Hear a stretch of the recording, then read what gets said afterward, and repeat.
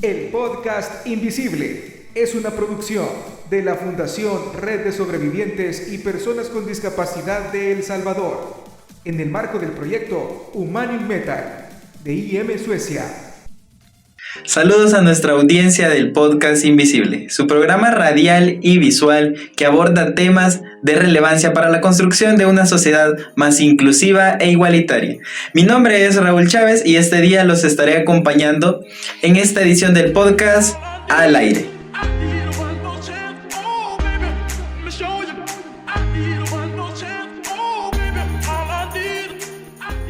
Para ello los invitamos a sintonizar el podcast a través de la página en Facebook de la Fundación Red de Sobrevivientes y Personas con Discapacidad, también a través de la página de Facebook de Humanium Metal El Salvador. Además, pueden escucharnos a través de la plataforma de Google Podcast y Spotify. Este día tenemos como invitada a la licenciada Wendy Cashman, directora ejecutiva de la Fundación Red de Sobrevivientes y Personas con Discapacidad. Licenciada, bienvenida. Bienvenida, gracias por la invitación y pues feliz de poder sumarme a esta causa del Día Internacional de la Eliminación de la Violencia en contra de la Mujer.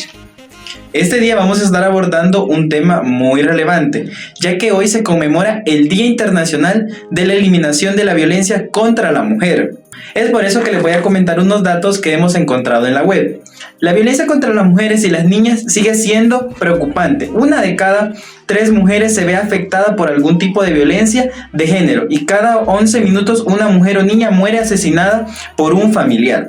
Otro dato es que hace 5 años el movimiento Me Too, fundado por Tarana Burke en 2006, provocó una movilización mundial que manifestó la urgente necesidad de prevenir y responder a la violencia contra las mujeres. Otros movimientos en todo el mundo como Ni Una Menos, Balance Down Pro, Times Up, entre otros, también canalizaron este cambio. Desde entonces ha habido una sensibilización y un impulso sin precedentes para poner este tipo de violencia sobre la mesa de las agendas gubernamentales como leyes y políticas, servicios esenciales y estrategias de prevención. Es por eso que hemos invitado a la licenciada Wendy Cashman, quien pues va a estar abordando más de este tema, haciéndole preguntas para que conozcamos más también desde su punto de vista. Así que, licenciada, vamos a iniciar. A mí me gustaría comenzar haciéndole la pregunta de que ¿cuáles son los tipos de violencia que sufren las mujeres con y sin discapacidad? Porque muchas veces quizás cuando mencionamos violencia hacia la mujer solo nos enfocamos en mujeres sin discapacidad, pero también las mujeres con discapacidad sufren este tipo de violencia. Sí, claro que sí. Primero la violencia física, la psicológica, económica, sexual y emocional, en donde las mujeres con discapacidad son como más vulnerables en ese sentido. No estamos, el hecho de ser una población de mujeres con discapacidad no nos hace estar inmersas o fuera en este contexto de violencia. Se agudiza, insisto, en los tipos y dependiendo del tipo y el grado de discapacidad, pero ninguna de nosotras estamos exentas. ¿Y cómo se ven afectadas las mujeres con discapacidad a este tipo de violencia? Bueno, como te decía, ¿verdad? Primero, el punto de partida es la forma en la que se educa a una mujer con y sin discapacidad. Socialmente se nos ha educado para cocinar, para servir, para ser madres, y ese es el chip que socialmente viene, ¿verdad? Las mamás, ejemplo te digo, cuando uno aprende a cocinar, nos dicen, ya te puedes casar.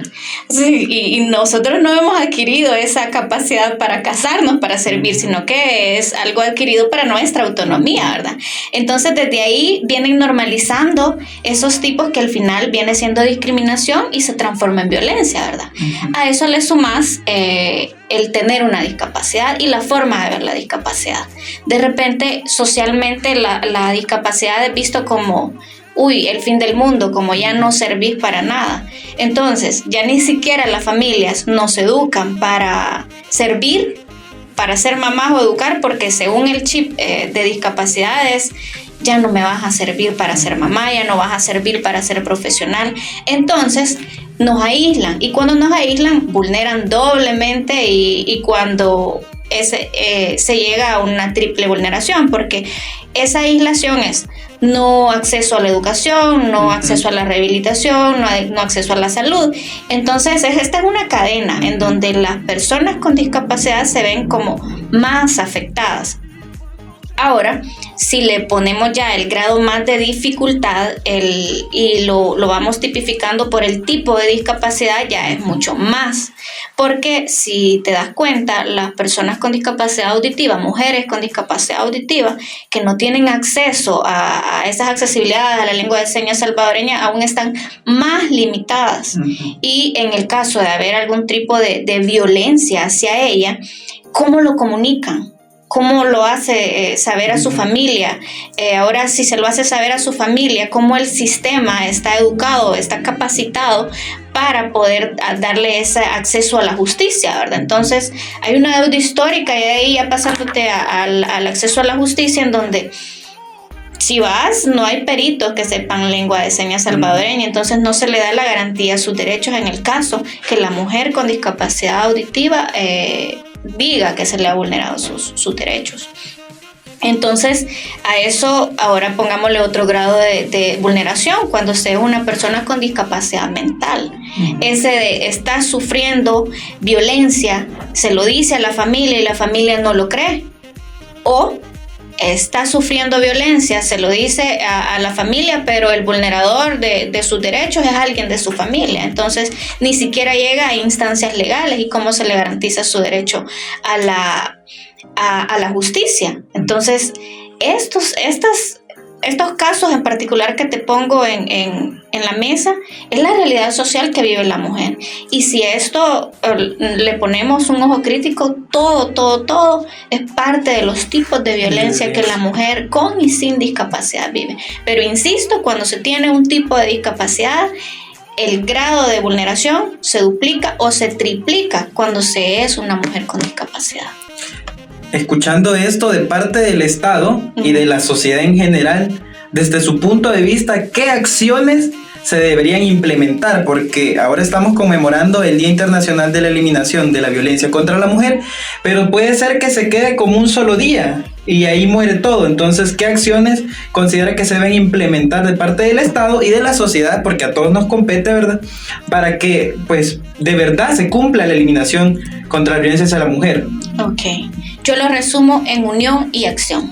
Unión primero porque hace falta no solo que esperemos que el Estado actúe, sino que el Estado sí tiene la obligación de crear políticas públicas encaminadas a la igualdad y encaminadas a la eliminación de la violencia.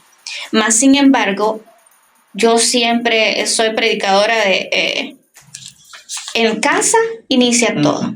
En la forma de criar a nuestros hijos. Entonces empecemos en casa, padres de familia, cómo estamos criando a nuestros hijos. Les estamos enseñando o los estamos criando en base a roles sexistas en donde la niña va a servir y en donde el niño va a estar sentadito y no va a hacer nada. Entonces empecemos a cambiar ya esa forma de criar a nuestros hijos en donde el niño puede barrer, puede trapear, puede cocinar, porque eso lo hace un adulto independiente.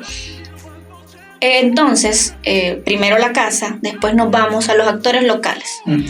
Todos esos actores locales, primero alcaldías, decirles a los servidores públicos que se tomen en serio el hecho de decir son servidores públicos, están por y para la gente, están por y para la población y están en una situación privilegiada de poder cambiar la realidad social de todas nuestras juventudes, niñez y adolescencia y más que todo la realidad social que aqueja a las mujeres con y sin discapacidad. Entonces también a las iglesias. Es importante que el mensaje de ellos sea desde una perspectiva, no sé, quizás se va a escuchar mal lo que voy a decir, pero de repente la misma iglesia educa para, aguante hermana, aguante, porque uno se casa para hasta que la muerte lo separe, ¿verdad? Entonces, de repente las mismas iglesias imponen a las mujeres a seguir en un matrimonio lleno de violencia. Entonces, quizás cambiar esa forma de predicar, ¿verdad? Y pues también organizaciones de sociedad civil, primero que nada agradecer por el esfuerzo que hacen por la promoción de derechos y visibilización, y también decirles de que no desmayen, que de repente el camino aquí es complicado, cuesta arriba, más sin embargo el trabajo de las organizaciones de personas con y sin discapacidad y el trabajo de organizaciones de mujeres que trabajan por la promoción de derechos de las mujeres es muy importante. Y si no retrocedamos, donde hace años, para que nosotros tengamos la garantía de derechos que tenemos ahora, hay luchas. Entonces, esas luchas fue gracias a alguien que dijo no más, se organizó y gracias a ellos es que hoy por hoy nosotros tenemos una garantía de derechos. Es que hoy por hoy una mujer puede, yo por ejemplo puedo estar ostentando un cargo en donde se dice que los de toma de decisiones de hombre, ¿verdad? Entonces, ese tipo de garantía que nosotros tenemos al momento nos dice de que alguien luchó y que vale la pena seguir luchando.